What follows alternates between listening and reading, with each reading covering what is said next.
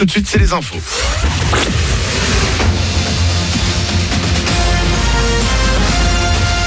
Toute l'actu sur Monaco-Menton avec Frédéric Plat.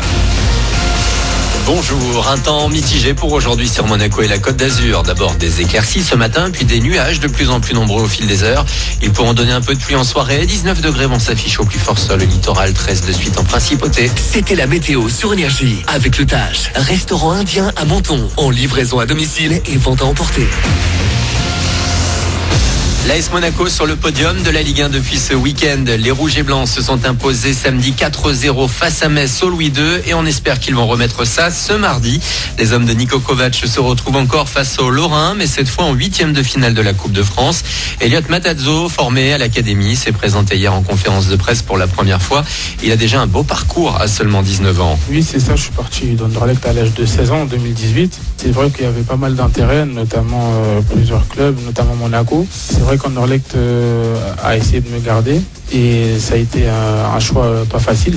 Il faut dire que le projet de Monaco m'a convaincu et historiquement Monaco ça a toujours été un club qui a lancé pas mal de jeunes. Donc en arrivant ici j'ai visité des installations et j'ai tout de suite été convaincu par le discours. Et le choix a été très vite fait, même si ça n'a pas été simple. Et c'est comme ça que ça s'est passé. 18h45, le coup d'envoi de Monaco-Metz ce mardi. Et il y a également la Ligue des Champions cette semaine. Paris jouera demain à Munich face au Bayern en quart de finale aller. Les premières rencontres sont programmées ce soir avec le choc en Espagne entre le Real Madrid de Zizou et Benzema contre Liverpool à 21h. Manchester City, Dortmund également. Puis le sport en rouge et blanc, c'est aussi la SM Basket qui joue ce soir sa première demi-finale Eurocup. La Roca Team sera face aux Espagnols de Gran Canaria à 19h à Gaston-Médecin. Le match retour, ce sera pour vendredi et la belle éventuelle le 14. Dans l'autre demi, les Italiens de Bologne reçoivent les Russes de Kazan. La visio, les mails, si rien ne change ce mardi à Monaco, c'est reparti pour une semaine d'école à la maison avec la fermeture de tous les établissements scolaires de France avant les vacances vendredi. Après un week-end de tolérance, les contrôles reprennent aujourd'hui pour limiter les déplacements. Interdiction de sortir de la zone de 10 km sans attestation ni motif impérieux. Les gares, les aéroports et les péages sont majoritairement ciblés par les forces de l'ordre qui ont reçu des consignes de fermeté. Et à l'heure où on parle de plus en plus de fêtes clandestines, les gendarmes en ont stoppé plusieurs ce week-end, Pascal, dans les Alpes-Maritimes. Une notamment à Breil-sur-Roya. Samedi vers 19h, une dizaine de personnes s'est fait surprendre en plein préparatif d'une fiesta dans les bois.